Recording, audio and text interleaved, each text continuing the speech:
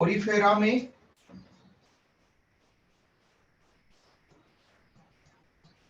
Basic features हो गए थे। अब next special features.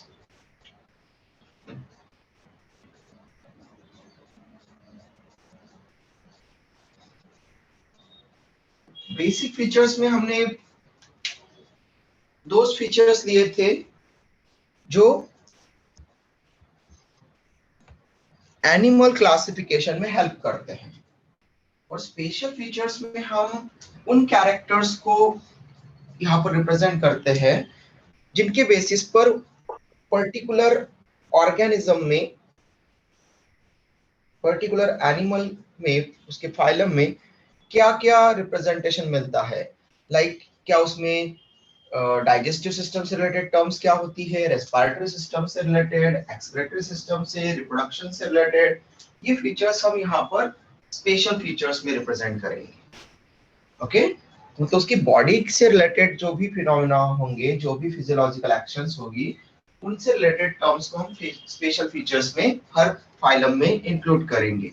Okay, while basic feature जो हम पहले पढ़ चुके हैं पोरीफेरा के लिए, तो बेसिक फीचर्स हम सभी के लिए कैसे यूज करेंगे, दो 6 बेसिक फीचर्स लेंगे, body organization to notochord, okay, जिनके बेसिस पर इसको क्लासिफाई किया गया है। स्पेशल फीचर्स, सबसे मेन फीचर यहाँ पर होता है जो अदर से डिस्टिंग्विश कर सकते हैं हम, यहाँ पर होता है वाटर कैनाल सिस्टम। एक स्पेशल टाइप का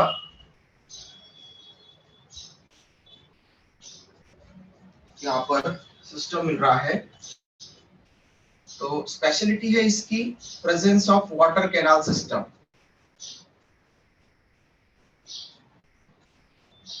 presence of water canal system is the unique feature of porifers. Okay, unique feature है, ऐसा फीचर दूसरे एनिमल्स में नहीं मिलेगा। और हम स्पेशल फीचर में पढ़ रहे हैं,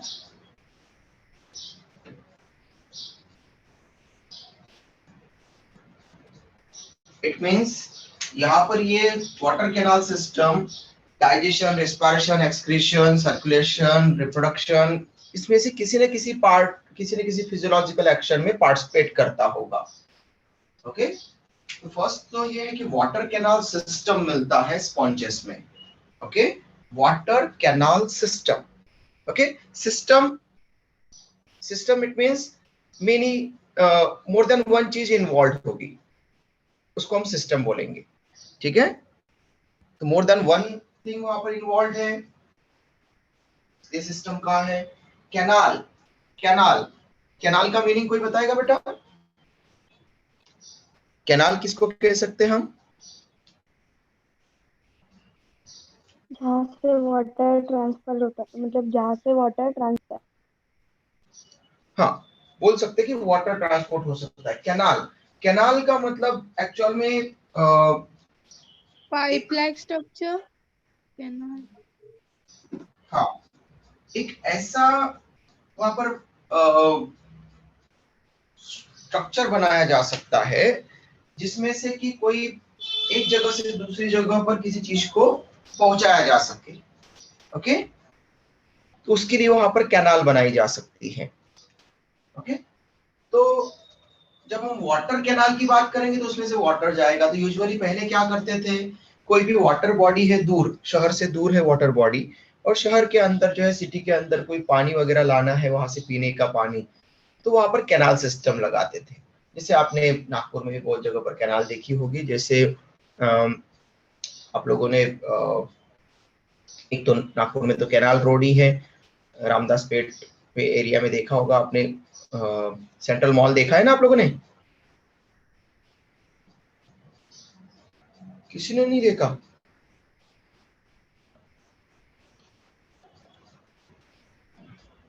हेलो, सेंट्रल मॉल देखा है किसी ने? No sir. हाँ चलो, एटलीस्ट किसी ने तो देखा है। तो वहां पर उसके पास में, सेंट्रल मॉल जहां पर बना है उसके पास में वहां पर कैनाल, ओके, और इसलिए उसको जनरली कैनाल रोड बोला जाता है। ओके, तो कैनाल रोड या कैनाल वहां पर, तो इसलिए क्योंकि वहां पर एक कैनाल थी पहले, अभी वो नाला बन चुका है पूरा, तो कैनाल थी, तो कैनाल में वहां पर वाटर आने के लिए वो बनाई गई थी। ओके, तो कैनाल का मतलब है कि एक पैसेज होगा। ओके, एक पार्ट से दूसरे पार्ट तक वो किसी चीज को वहां पर कैरी करेगा, ले जाएगा वहां तक। तो यहाँ पर water canal. Okay, water canal मतलब कुछ चीजें इन्वॉल्व है, एक से ज्यादा डिफरेंट चीजें इन्वॉल्व है, और वो वाटर को पास करने के लिए कैनाल फॉर्म कर रही है। तो वाटर कैनाल सिस्टम कैसे बनता है स्पॉन्जेस में? तो हमने कहा था स्पॉन्जेस में मेनी ऑस्टिया होते हैं। ओके, तो बॉडी ऑफ स्पॉन्जेस, स्पॉन्जेस में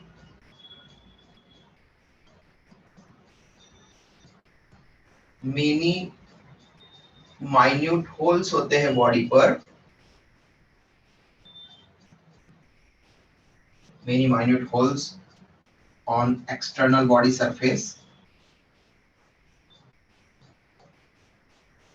जिसकी बेसिस पर ही हमने उसको पोरीफर्स नाम दिया था। उनको हम टर्म देते हैं ऑस्टिया। ओके, और ऑस्टिया ओनली परमिट्स, वो उनको एंटर करने देते हैं, एंट्री साइट है उनकी। ओके, एंट्री साइट से फॉर एग्जांपल आप अगर किसी मूवी थिएटर वगैरह में जाते हैं, वहां पर ओके सिनेमा हॉल में जाते हैं, मल्टीप्लेक्स में जाते हैं, तो जनरली क्या होता है कि एक जगह से एंट्री होती है और दूसरी जगह से एग्जिट होता है। मोस्ट ऑफ दी जगह पर, कुछ कुछ जगह पर वहीं पर एंट्री और एग्जिट साइड बना देते हैं, बट ऐसा तो एंट्री साइड अलग है इस कैनाल सिस्टम में, ऑस्टिया फॉर्म करेंगे, और जो एग्जिट साइड है वो single large whole body surface पर रहेगा again. Yes, very good, which is called as osculum. It act as exit side. Okay, ये exit side की तरह बिहेव करेगा।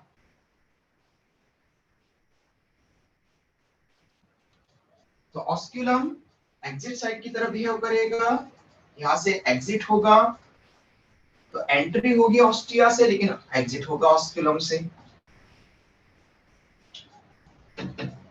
यहाँ पर हम इसको रिप्रेजेंट करने के लिए मैं ऐसे इस तरह से मेनी माइन्यूट होल्स यहाँ पर आपको दिखा देता हूँ। ये मेनी माइन्यूट होल्स हमने रिप्रेजेंट कर दिए। ओके,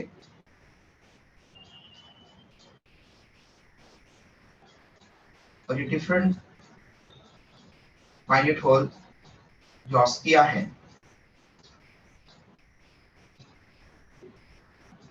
इनसे कॉमन ओपनिंग जो बनती जाएगी आगे।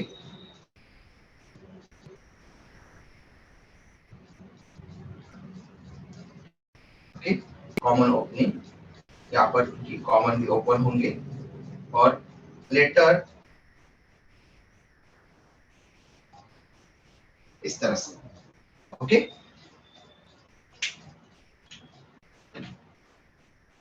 हैबिटेट में हमने क्या लिखा था बेटा? ये कैसे होते हैं, कहां पर मिलते हैं? क्या स्पॉन्जेस टेरेस्ट्रियल एनवायरनमेंट में मिलते हैं क्या? नो, ओनली एक्वाटिक होते हैं। एक्वाटिक। यस, ओनली एक्वाटिक होते हैं। तो एक्वाटिक होते हैं मतलब ये वाटर बॉडी के अंदर होंगे, और जो पोर्स है इनकी बॉडी की सरफेस पर, तो वो वाटर के कांटेक्ट में आते हैं। ओके, पोर्स वाटर के कांटेक्ट में रहेंगे हमेशा, क्योंकि पोरिफर्स स्पॉन्जेस ऑलवेज एक्वाटिक है। हमने कहा था मोस्टली मरीन रहेंगे, सॉल्ट वाटर में रहेंगे ज्यादातर पोरिफर्स स्पॉन्जेस। फ्यू पोरिफर्स, फ्यू स्पॉन्जेस वो फ्रेश वाटर फॉर्म होते हैं, रिवर वगैरह में मिलेंगे। ओके, तो इनकी बॉडी ऑलवेज वाटर के कांटेक्ट में रहती है, इट मींस एक्वेटिक है तो इनके पास में वाटर की हेल्प से ही इनके पास में न्यूट्रिशन आने वाला है, फूड आने वाला है। ओके, वाटर ही ऑक्सीजन को कैरी करके लेकर के आएगा और CO2 ये वाटर में ही रिलीज करेंगे ना। जैसे हमारे पास में, क्योंकि animals mainly aerobic respiration perform करते हैं, ओके, और एरोबिक रेस्पिरेशन में मैक्सिमम एनर्जी बनाने के लिए कंप्लीट ऑक्सीडेशन करना पड़ता है ग्लूकोज का, और for complete oxidation of glucose oxygen की रिक्वायरमेंट होती है। देयरफॉर जैसे हम क्या करते हैं, हमारे नियर बाय इन्वायरमेंट से ऑक्सीजन को इनहेल करते हैं और CO2 को एक्सहेल करते हैं। Okay, clear? तो जो हम ऑक्सीजन को इनहेल करते हैं वो ऑक्सीजन जाकर के हमारी सेल्स के अंदर ग्लूकोज का कंप्लीट ऑक्सीडेशन करके, ये ऑक्सीजन ग्लूकोज का कंप्लीट ऑक्सीडेशन करके इस तरह के प्रोडक्ट बनाती है। ओके, तो एनर्जी रिक्वायर्ड थी, रेस्पिरेशन हुआ ही क्यों है? ओके, तो एनर्जी फॉर्म करने के लिए, ओके, एनर्जी बनाने के लिए। तो हम ऑक्सीजन इसीलिए लेते हैं क्योंकि हम मैक्सिमम एनर्जी बना सके। ओके, अगर ऑक्सीजन नहीं लेंगे तो एनर्जी नहीं बनेगी, एनर्जी नहीं बनेगी तो सेल्स एक्टिव नहीं रहेगी, सेल डेड हो जाएगी, और सेल डेड है तो फिर वो टिश्यू भी डेड हो सकता है, टिश्यू डेड हो गया है तो ऑर्गन डेड हो सकता है, ऑर्गन डेड हो गया है तो ऑर्गन सिस्टम डेड हो सकते हैं, ऑर्गन सिस्टम डेड हो गए हैं तो पूरा ऑर्गेनिज्म डेड हो सकता है। Okay, clear? तो हम सभी सेल्स को, सभी फंक्शन प्रॉपरली चलते रहे, एक्टिव रहे बॉडी, इसके लिए हम एनर्जी फॉर्म करते रहते हैं कंटिन्यूअसली, और एनर्जी कंटिन्यूअसली फॉर्म करने के लिए हमें ग्लूकोज को कंप्लीटली ऑक्सीडाइज करते रहना पड़ेगा। तो हमें जो न्यूट्रिएंट है, कार्बोहाइड्रेट, फैट और प्रोटीन, इनको ऑक्सीडाइज करते रहना पड़ेगा। सबसे ज्यादा फेवरेबल है कार्बोहाइड्रेट, और कार्बोहाइड्रेट में भी फेवरेट है ग्लूकोज, इसलिए हम मेनली ग्लूकोज का ऑक्सीडेशन पढ़ते हैं सिलेबस में भी, आपको वहां पर ग्लूकोज का ऑक्सीडेशन होता है। तो हम ऑक्सीजन लेते क्यों है? एनर्जी फॉर्म करने के लिए। ओके, और एनर्जी बनेगी तो ऑर्गेनिज्म लिविंग रहेगा, इसलिए हम ऑक्सीजन को लाइफ सेविंग एयर बोलते हैं। ओके, तो why oxygen is called as life saving air? Because it produces energy. Okay, जिसके कारण क्या होगा, सेल्स या ऑर्गेनिज्म एक्टिव रहेगा, लिविंग रहेगा। ओके, देयरफॉर उसको, ऑक्सीजन को हम लाइफ सेविंग एयर बोलते हैं, क्योंकि अगर हम एरोबिक ऑर्गेनिज्म है, हम एनारोबिक रेस्पिरेशन नहीं कर सकते, तो अगर हमको ऑक्सीजन अवेलेबल ना हुई पूरी बॉडी को ऑक्सीजन अवेलेबल नहीं हुई तो हम ये एनर्जी नहीं बना पाएंगे, और एनर्जी नहीं बना पाएंगे तो कुछ देर के बाद में जितनी एनर्जी है वो खत्म हो जाएगी फ्यू सेकंड्स में, और उसके बाद में फिर डेथ हो सकती है। इसलिए हमें ऑक्सीजन मिलते रहना चाहिए। ओके, तो इसी तरह से स्पॉन्जेस को भी ऑक्सीजन चाहिए, स्पॉन्जेस भी एरोबिक रेस्पिरेशन करेंगे तो ऑक्सीजन चाहिए। तो हमारे पास तो नियर बाय एनवायरनमेंट में, एटमॉस्फेयर में अबाउट 71 to 78% नाइट्रोजन के बाद में सेकंड मोस्ट एबंडेंट गैस है ऑक्सीजन, 21%, अबाउट 21% एयर में, जितनी भी एयर हम कैच करेंगे उसके अंदर 21% ऑक्सीजन है। ओके, तो अबाउट 21% ऑक्सीजन है हमारे आसपास में, सेकंड मोस्ट एबंडेंट गैस है एटमॉस्फेयर में ऑक्सीजन, देयरफॉर हम इजीली उसको इनहेल कर पा रहे हैं। ओके, लेकिन इनके पास में तो, ये तो टेरेस्ट्रियल एनवायरनमेंट में नहीं है, ये वाटर बॉडी में है, एक्वाटिक एनवायरनमेंट में है। तो एक्वाटिक एनवायरनमेंट में जो डिसॉल्व ऑक्सीजन है, ओके, गैसेस डिसॉल्व स्टेट में मिलती है एक्वाटिक एनवायरनमेंट में। इनके आसपास में जो डिसॉल्व ऑक्सीजन है वो वाटर के अंदर डिसॉल्व है, देयरफॉर इनको वाटर को परमिट करना पड़ेगा अपने अंदर, एंड देन फिर वहां से ऑक्सीजन लेना पड़ेगा, और जो जा रहा है वाटर उसमें CO2 रिलीज कर देना पड़ेगा। ओके, देयरफॉर ये एंट्री वाटर के लिए है, वाटर फूड भी लेकर के आ रहा है, ओके, और ऑक्सीजन भी लेकर के आ रहा है। ठीक है, तो यहां से किसकी एंट्री होगी? ऑस्टिया से एंट्री किसकी होगी बेटा बॉडी के अंदर? Only water. वाटर की एंट्री होगी। वाटर इस वाटर में, इस वाटर बॉडी में न्यूट्रिशन भी है, उनके लिए न्यूट्रिएंट है, ओके, फूड है, इट मींस। तो यहां से जो वाटर एंटर करेगा,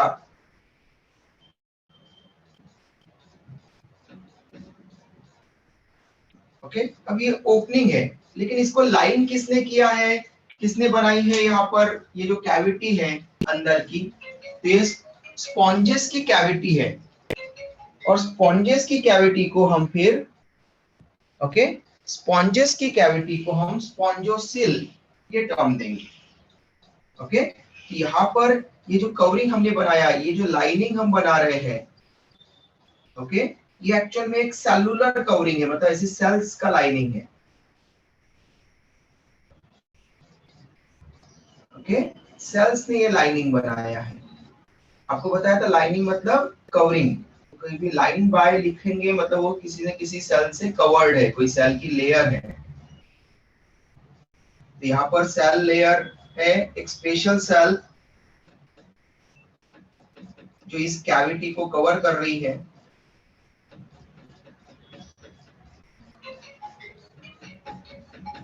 it is called as spongo, cavity को कहेंगे स्पॉन्जोसेल। ओके,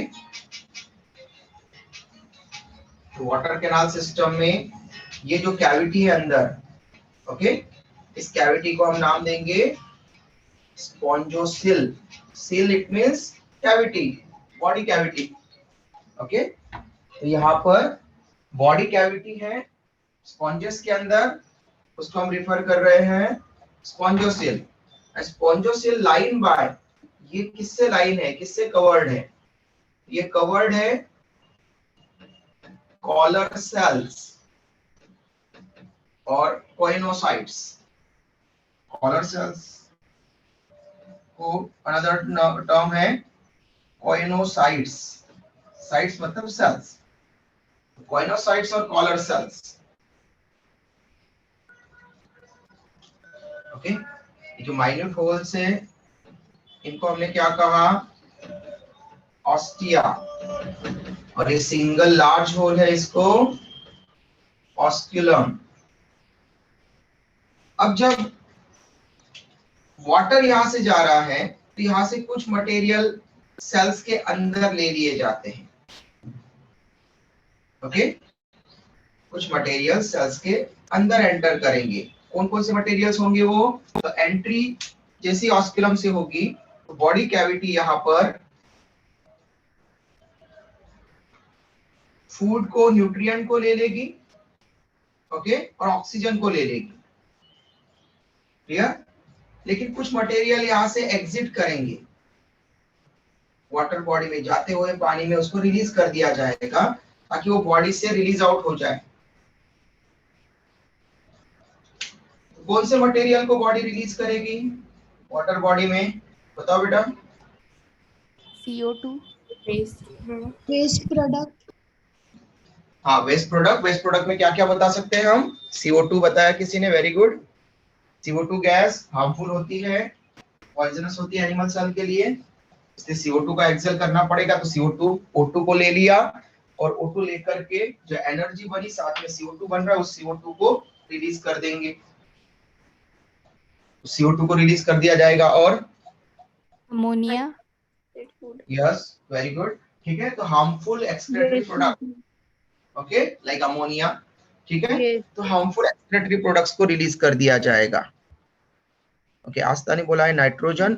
हाँ बेटा, nitrogenous product, okay, only nitrogen नहीं, नाइट्रोजन गैस नहीं रिलीज करेंगे, नाइट्रोजिनस प्रोडक्ट ऐसा लिखना पड़ेगा। तो नाइट्रोजिनस वेस्ट प्रोडक्ट, गुड। तो नाइट्रोजिनस मतलब जो नाइट्रोजन कंटेनिंग है, ओके, नाइट्रोजन इन्वॉल्व है उसमें, ओके, आदित्य ने लिखा है सल्फर। यूजुअली सल्फर नहीं जाएगा बेटा आदित्य, यहाँ पर nitrogenous excretory materials like ammonia, urea, इस तरह के जो नाइट्रोजनस एक्सक्रेटरी मटेरियल फॉर्म होंगे वो जाएंगे। इट मींस हमने देखा कि ये न्यूट्रिशन को गैदर कर रहा है, तो स्पॉन्जोसिल वाटर कैनाल सिस्टम किसमें पार्टिसिपेट कर रहा है? Water canal system helps in, इसको हम नेक्स्ट इसमें मैं लिखवा देता हूं आपको, यहां तक का स्क्रीनशॉट ले लो फर्स्ट, फिर नेक्स्ट पेज पर मैं आपको बता देता हूं इससे।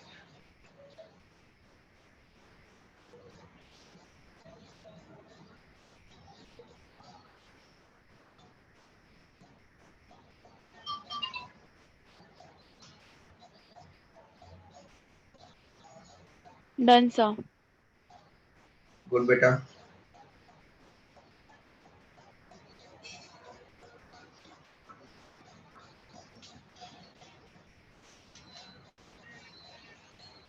इसी सभी स्टूडेंट अलग अलग बैच के जो स्टूडेंट होते हैं वो अपने अपने बैच के लिए स्क्रीनशॉट लेकर के अपनी अपनी बैच में शेयर कर दिया करो बेटा।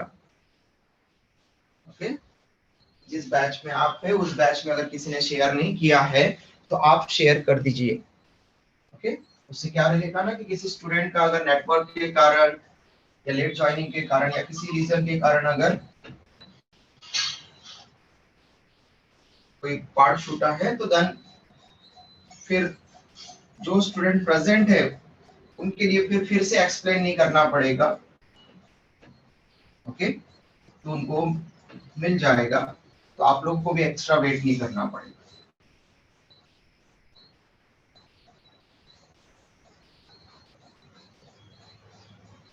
ओके, तो स्पेशल फीचर्स में हमने स्पॉन्जोसिल को रिप्रेजेंट किया कि स्पॉन्जोसिल है वहां पर, स्पॉन्जोसिल, ऑस्टिया एंड ऑस्कुलम, ये तीनों मिलाकर के वाटर कैनाल सिस्टम बना रहे हैं। ओके, तो वाटर कैनाल सिस्टम, इसमें हमने तीन पार्ट्स रिप्रेजेंट किए हैं, ऑस्टिया, एंट्री साइड, प्लस अंदर की जो कैविटी है उसको हमने कहा स्पॉन्जोसिल, और ऑस्कुलम, इन तीनों को मिलाकर के बन रही है वाटर कैनाल सिस्टम। एक से ज्यादा चीजें पार्टिसिपेट कर रही है, देयरफॉर हमने कहा था सिस्टम। नेक्स्ट इज स्पॉन्जोसिल को हमने कहा था क्वाइनोसाइट से लाइन कर रही है, तो वाटर कैनाल सिस्टम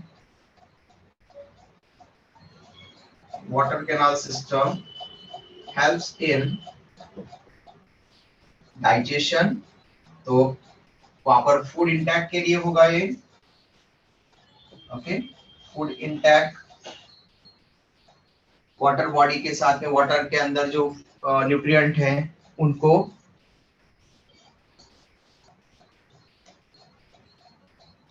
स्पॉन्जोसिल की क्वाइनोसाइट्स अब्सॉर्ब कर लेगी, तो फूड इंटेक के लिए मतलब डाइजेशन में हेल्प कर रहा है।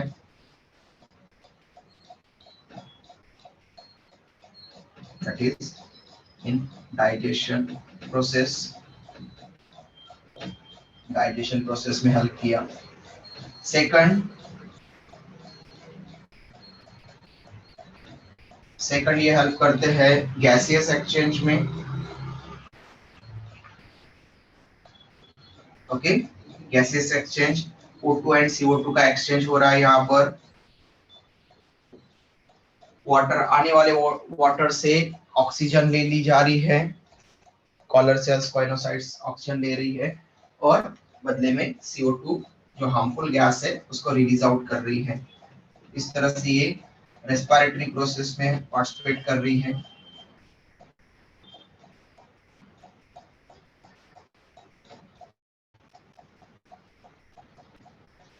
helps in removal of waste product,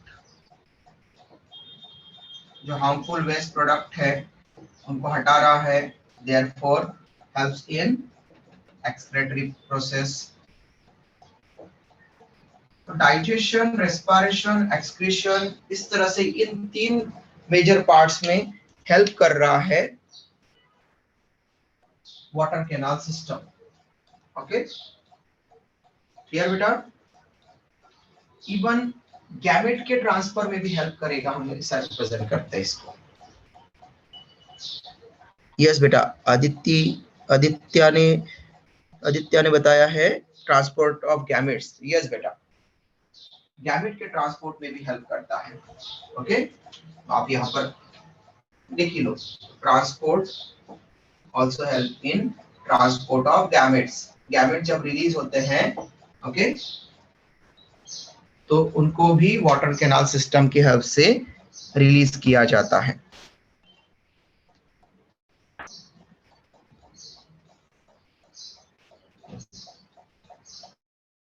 next, ये तो हो गया वाटर कैनाल सिस्टम से रिलेटेड। अब एक और स्पेशल फीचर है यहाँ पर कि इनकी बॉडी में, इनकी बॉडी ऐसी कोई रबर जैसी नहीं है। ओके, एक पर्टिकुलर शेप ले रहा है, और किसी भी एनिमल की बॉडी अगर कोई पर्टिकुलर शेप ले रही है, इट मींस उसको, उस शेप को, उसके इंटेगमेंट को सपोर्ट करने के लिए एक स्केलेटन है। हमारा बॉडी का शेप ऐसा क्यों है?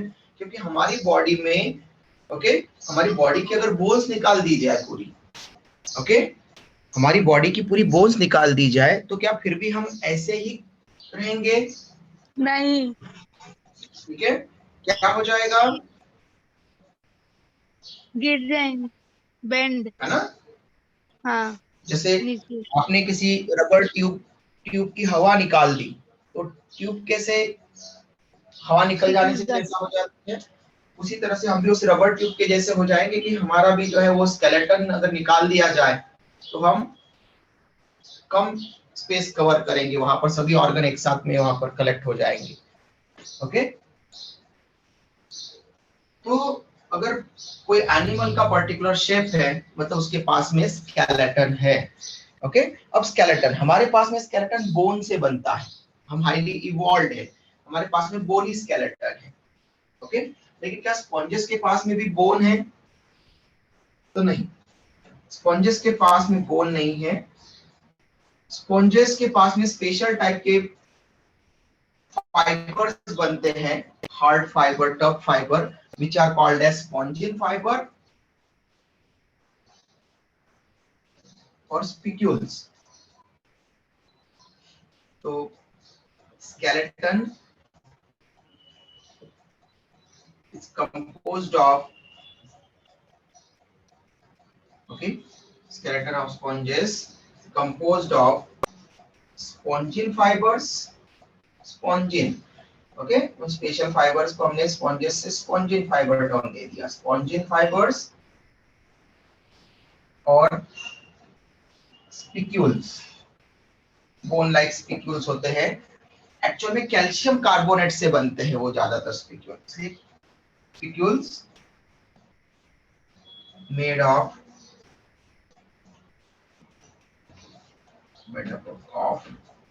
Calcium carbonate. ओके, जनरली उनके, हमारी जो बोन होती है वो बनती है मेनली ऑसिन प्रोटीन से। ओके, प्रोटीन बना रहा है ऑसिन प्रोटीन, यहाँ पर कैल्शियम कार्बोनेट इनऑर्गेनिक सब्सटेंस वहां पर फॉर्म कर रहा है। ओके बेटा, तो यहाँ पर ये स्पॉन्जिन फाइबर्स यहाँ पर प्रेजेंट रहेंगे, स्पिक्यूल्स जिनको हम कहते हैं। नेक्स्ट स्पेशल फीचर इज, यहाँ पर जैसे हमारे पास में, हम ह्यूमन बीइंग्स में पूरी पॉपुलेशन में दो तरह की पॉपुलेशन मिलती है, मेल पॉपुलेशन, फीमेल पॉपुलेशन। इसको बोलते हैं सेक्सुअल डायमॉर्फिज्म। बट स्पॉन्जेस में ऐसा नहीं होता। तो sponges are not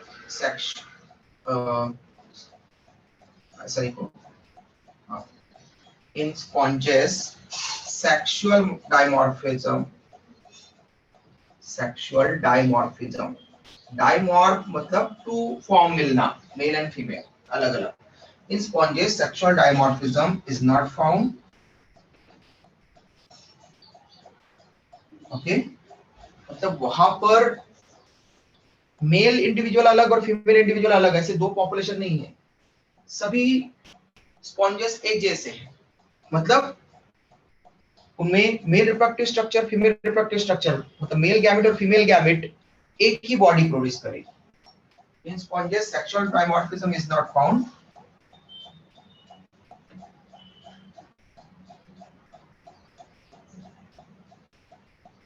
It means they are bisexual। और बाइसेक्सुअल एनिमल्स के लिए हम एक स्पेशल टर्म यूज करते हैं, that is hermaphrodite. Okay, hermaphrodite. जो बाइसेक्सुअल एनिमल्स होते हैं और उनको रिप्रेजेंट करते हैं हम ऐसे। ओके, बाइसेक्सुअल एनिमल को ऐसे, अगर कोई मेल है तो हम उसको ऐसे रिप्रेजेंट करेंगे, सच टाइप का साइन यूज करेंगे, व्हाइल फीमेल को रिप्रेजेंट करने के लिए सच टाइप का साइन होगा। लेकिन बाइसेक्सुअल है तो हम उसको इस तरह से रिप्रेजेंट करेंगे। क्लियर? ये मेल के लिए दिस साइन फॉर फीमेल, और ये बाइसेक्सुअल इंडिविजुअल के लिए। ओके, स्क्रीनशॉट ले लो बेटा आप। देन फिर हम रिप्रोडक्टिव प्रोसेस के लिए और डाइजेशन प्रोसेस में कैसा होता है इंट्रासेलुलर डाइजेशन, उससे रिलेट करते हैं।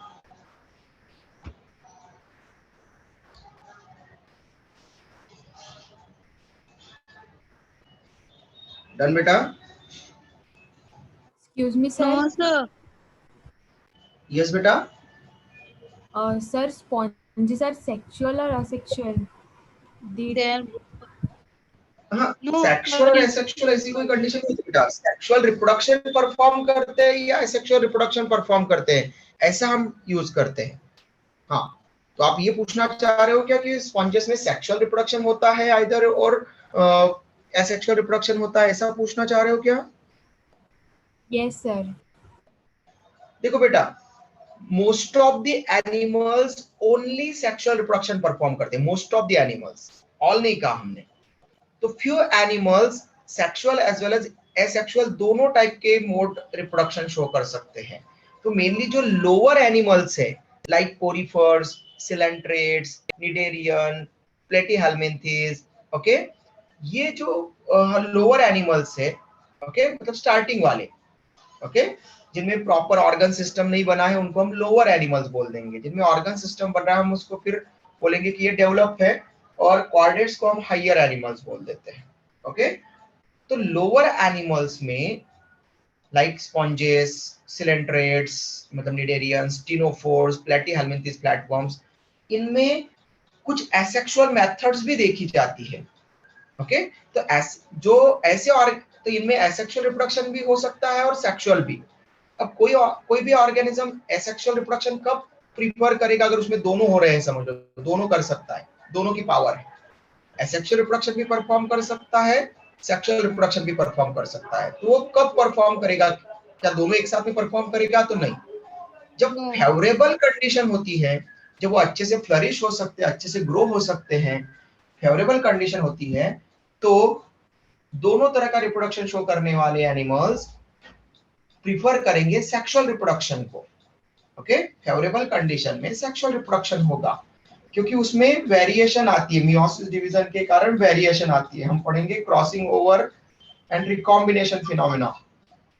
उसमें अलील चेंज हो जाते हैं, गैमेट्स डिफरेंट टाइप के बनते हैं, और प्रोजेनी वहां पर इन्वायरमेंट, जो चेंजिंग एवर चेंजिंग एनवायरमेंट है, बार बार बदल सकता है, एनवायरमेंट बदलता रहता है, उसके अडाप्टेशन के लिए नए कैरेक्टर्स वहां पर मोर अडाप्ट कर सकते हैं, अच्छी तरह से कोप अप कर सकते हैं चेंजिंग एनवायरमेंट के साथ, वो कैरेक्टर आते हैं। ओके, सेक्सुअल रिप्रोडक्शन से।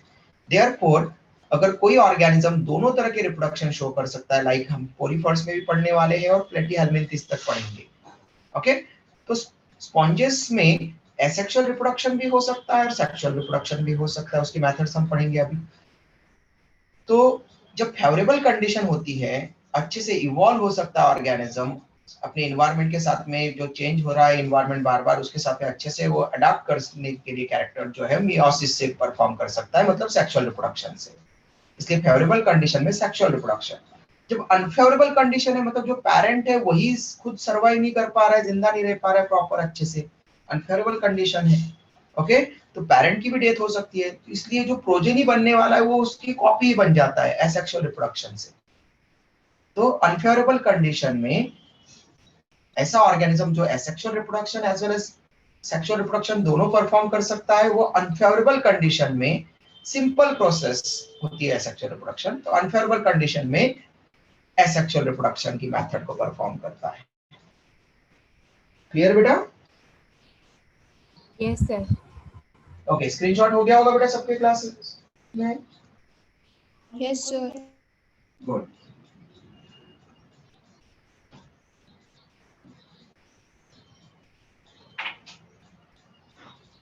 अब हमने देखा कि ये डिफरेंट टाइप के फिजियोलॉजिकल एक्शन परफॉर्म कर सकता है। उन एक्शन को कैसे परफॉर्म करेगा? इसे digestion, okay. Respiration and excretion को तो डायरेक्टली आप यहाँ पर रिप्रेजेंट कर सकते हैं कि रेस्पिरेशन में ऑक्सीजन को लिया, CO2 जो बना प्रोसेस में, उसको वाटर में दे दिया, हार्मफुल प्रोडक्ट जो बने थे उनको दे दिया।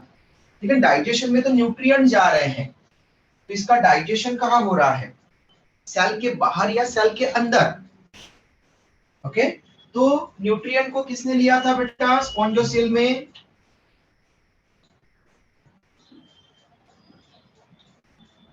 हाँ, न्यूट्रिएंट्स को किसने अब्सॉर्ब किया था स्पॉन्जोसेल में? स्पॉन्जोसेल की लाइनिंग किसने बनाई? Yes, collar cells, choanocytes, okay. तो जो कॉलर सेल्स और कॉइनोसाइट्स है उनके अंदर न्यूट्रिएंट जा रहे थे। तो न्यूट्रिएंट्स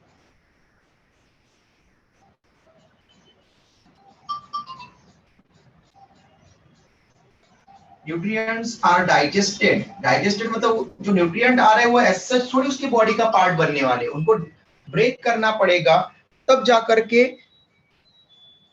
उनसे वो मटेरियल्स निकालेगा, अपने बॉडी के रिक्वायर्ड जो चीजें हैं वो निकालेगा। तो nutrients are digested inside the choanocytes, inside the cells in sponges. और जब सेल्स के अंदर डाइजेशन होता है तब उस डाइजेशन को हम बोलते हैं intracellular digestion, okay. In sponges this type of digestion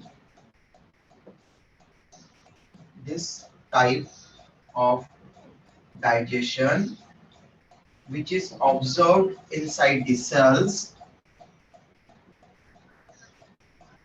which is observed inside the cells is known as, cells के अंदर हो रहा है इसलिए हम क्या कहेंगे उसको? Intracellular digestion, intracellular digestion, okay. Cells के अंदर हो रहा है। तो हमने देखा था कि जो लाइनिंग वहां पर है स्पॉन्जोसेल की,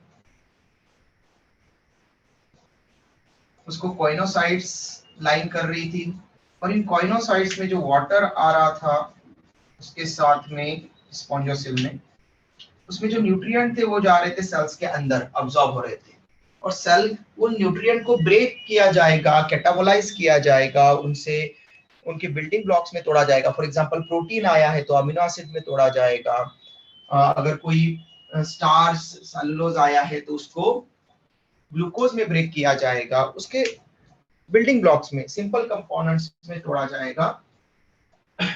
इस डाइजेशन की प्रोसेस कहाँ चल रही है? इनसाइड द सेल, इसलिए इसको कहा है इंट्रासेल्युलर डाइजेशन। व्हाइल हमारी बॉडी में ऐसा नहीं होता, हमारी बॉडी में एक डाइजेस्टिव ट्यूब है, ओके, ट्यूब है, एलिमेंट्री कैनाल, और उस एलिमेंट्री कैनाल में जब फूड हम इंटेक करते हैं तो हमारा सेल के अंदर डायरेक्ट न्यूट्रिएंट नहीं जाते, ओके। हम क्या करते हैं, उस ट्यूब के अंदर डाइजेस्टिव जूसेस रिलीज करते रहते हैं। ओके, यहाँ पर ओरल कैविटी में salivary juice, salivary gland release करती है, यहाँ पर कुछ हम डाइजेशन करते हैं। द स्टमक में गैस्ट्रिक जूस रिलीज होता है वहां पर। ओके, तो सेल्स सिक्रीशन कर रही है ट्यूब के अंदर हमारी इसमें, तो हमारे इसमें सेल के बाहर, ट्यूब के अंदर, बॉडी के अंदर, बट सेल के बाहर हो रहा है। Okay, clear? बट इसमें सेल के अंदर डाइजेशन हो रहा है, ये कोई जूस नहीं रिलीज कर रहा है बाहर स्पॉन्जोसेल में जिसकी वो न्यूट्रिएंट को डाइजेस्ट करे। ठीक है, हमारे इसमें डाइजेशन हो जाता है एलिमेंट्री कैनाल में, और फिर वहां से अब्जॉर्प्शन होता है सेल्स के अंदर, इपिथेलियल सेल्स के अंदर, इंटेस्टाइन की, और फिर वहां से ब्लड में दे दिया जाता है। ओके, तो यहाँ पर डाइजेशन कैसा हो रहा है, इंट्रासेलुलर। ओके, सेल के अंदर। नेक्स्ट, फिर रिप्रोडक्शन की प्रोसेस, हमने बोला था कि रिप्रोडक्शन यहाँ पर मेल और फीमेल यहाँ पर है, तो रिप्रोडक्शन दोनों टाइप से हो सकता है। यहाँ पर अनफेवरेबल कंडीशन में ये एसेक्सुअल रिप्रोडक्शन परफॉर्म करता है, और फेवरेबल कंडीशन में सेक्सुअल रिप्रोडक्शन।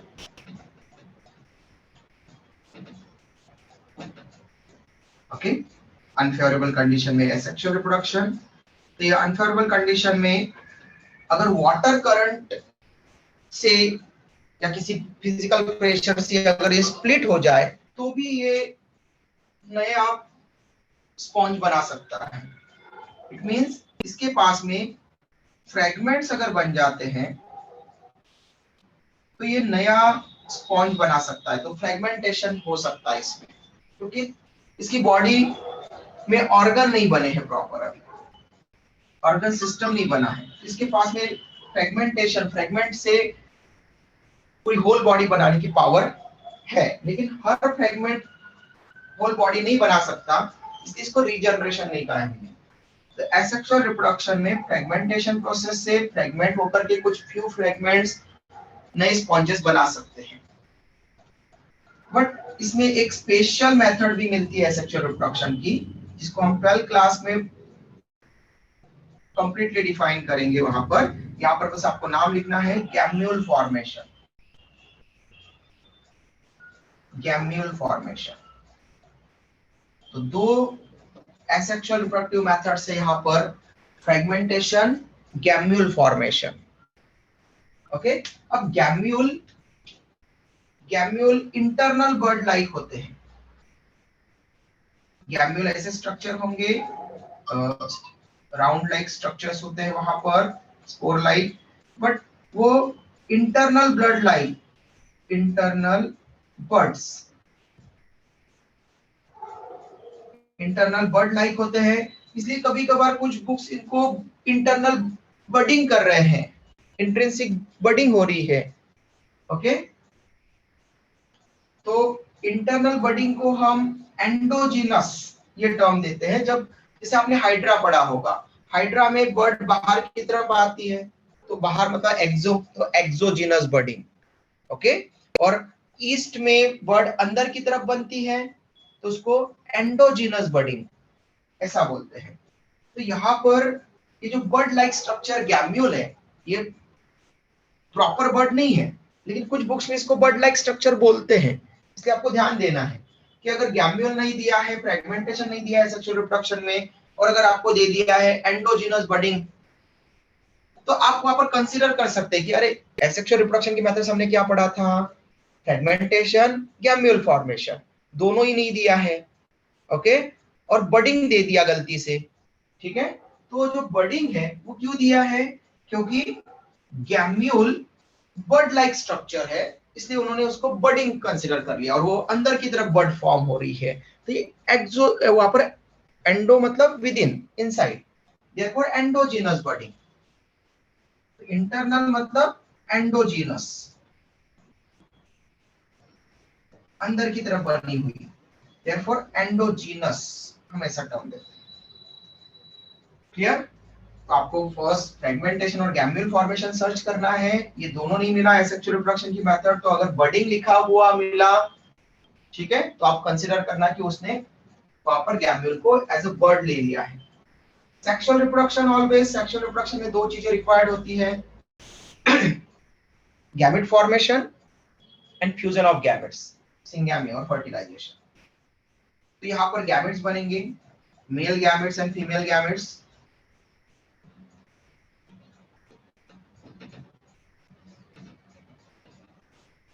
ओके, हमने कहा था कि ये बाइसेक्सुअल होते हैं, मतलब एक ही sponge male gamete as well as female gamete form कर सकता है। बट क्या वो अपनी बॉडी के अंदर ही फ्यूज करवा पाएंगे?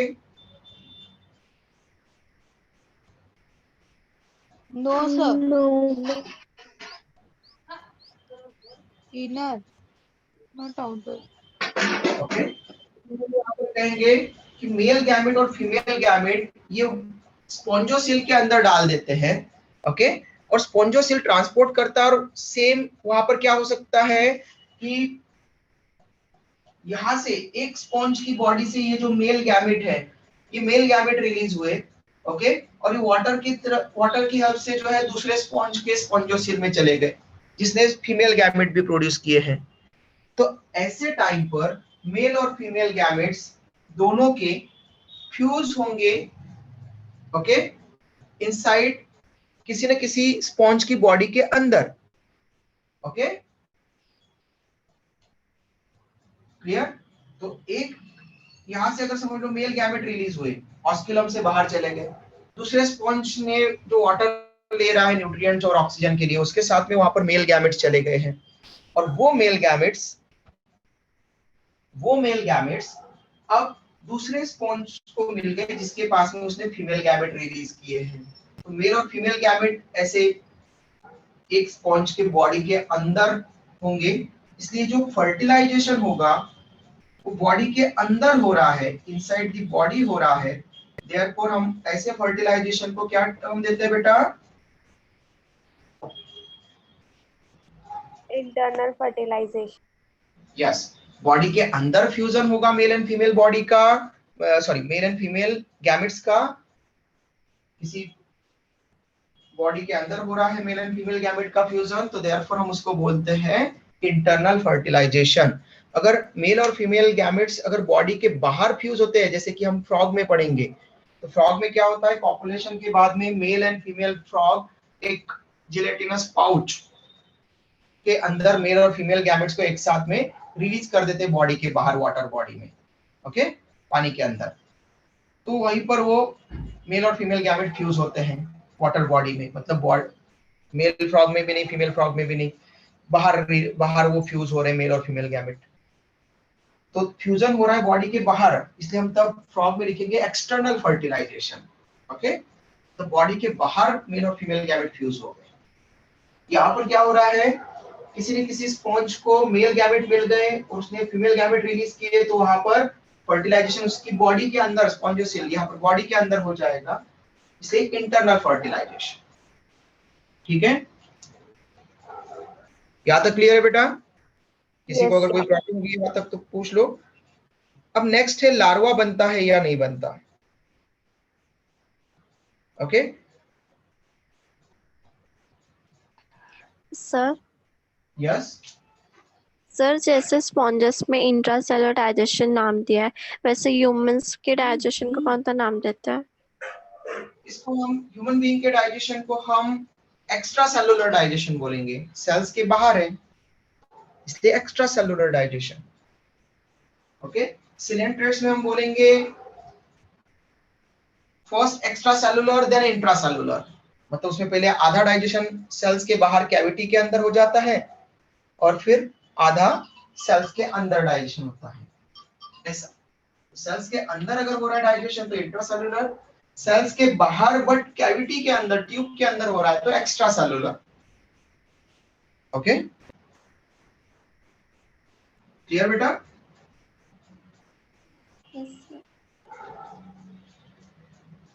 तो यहाँ पर लार्वी बनते हैं, सिंगल को लार्वा बोलते हैं, मेनी को लार्वी। आपको बताया था लार्वा का मीनिंग, लार्वा इट मीन्स किसी भी ऑर्गेनिज्म की, किसी एनिमल की बॉडी में रिप्रोडक्शन के बाद ऐसे यंग वन को बनना जो एडल्ट से पूरा डिफरेंट है, एडल्ट से डिफर कर रहा है, एडल्ट की जैसा नहीं है। जैसे हमने कहा था फ्रॉग और फ्रॉग का लार्वा टेडपोल दोनों डिसिमिलर है, ओके। बट वो लार्वा आगे ट्रांसफॉर्म होने वाला है, बनने वाला है एडल्ट फॉर्म में, वो वहां पर फ्रॉग का फॉर्म ले लेगा, तो अपना वहां पर वो शेप चेंज करेगा, ओके। तो लार्वी डिसिमिलर होते हैं अपने एडल्ट फॉर्म्स के कंपैरिजन में। स्पॉन्जेस में भी लार्वा प्रेजेंट होते हैं, मेनी को लार्वी कहेंगे, और जिनमें लार्वी बनता है उनका हम डेवलपमेंट को बोलते हैं indirect development, okay. Larvae present है, therefore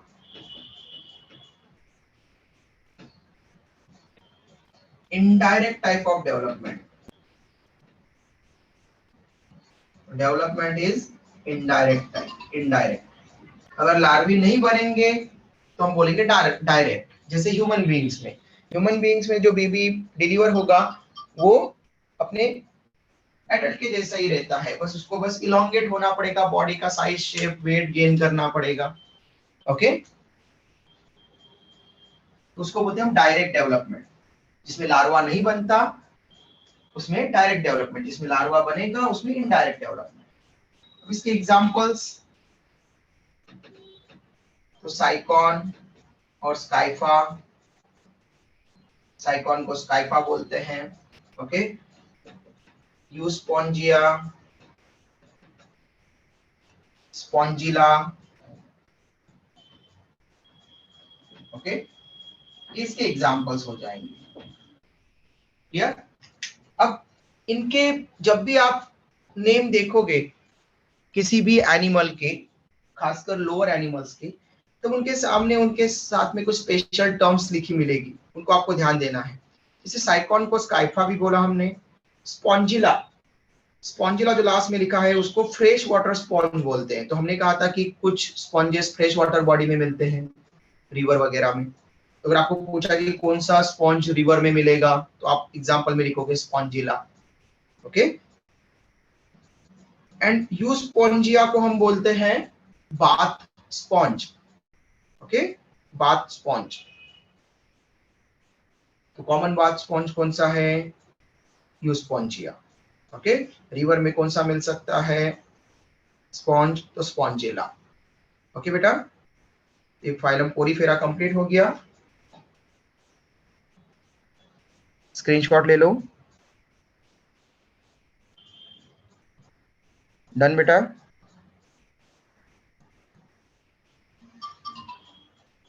Yes, sir. Yes, sir. Okay, ठीक है। अदिति थावरे, अदिति बेटा आप यहाँ पर कैसे एंटर कर गए बेटा? आप तो टारगेट बैच के स्टूडेंट है ना, आपका माइक भी कनेक्टेड नहीं है।